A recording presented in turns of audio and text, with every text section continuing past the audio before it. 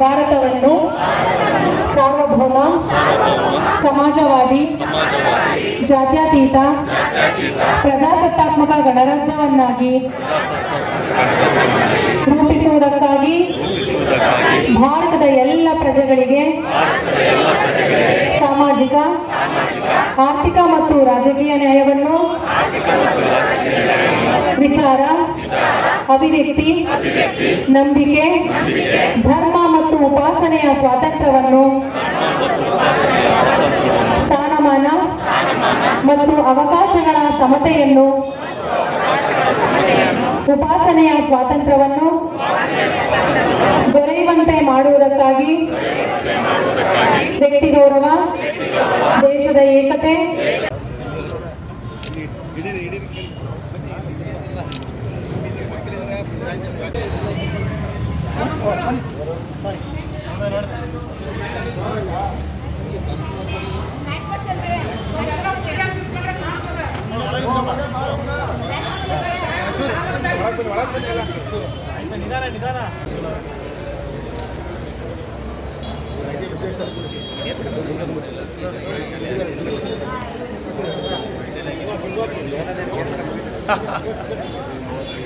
ನಮಗೆ ನಾವೇ ಅರ್ಪಿಸಿಕೊಂಡು ಅಂಗೀಕರಿಸಿ ಶಾಸನವಾಗಿ ವಿಧಿಸಿಕೊಂಡಿದ್ದೇವೆ.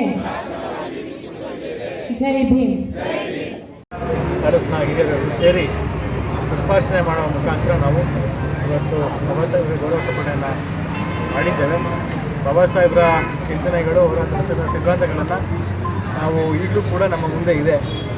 ಅವರು ನಮ್ಮನ್ನು ದೈಹಿಕವಾಗಿ ಆಗಲಿರ್ಬೋದು, ಆದರೆ ಅವರ ಚಿಂತನೆಗಳು, ಅವರ ಆಶಯಗಳು, ಅವರು ನಡೆದು ಬಂದಂಥ ಹಾದಿ ಎಲ್ಲರೂ ಕೂಡ ಇವತ್ತಿನ ದಿವಸ ನಮ್ಮ ಭಾರತ ದೇಶದ ಸಂವಿಧಾನ ಈ ಒಂದು ಮಹಾಗ್ರಂಥ, ಅವರು ಕೊಟ್ಟಂತಹ ಮಹಾಗ್ರಂಥದಲ್ಲಿ ಈಗಲೂ ಕೂಡ ಜೀವಂತವಾಗಿದೆ.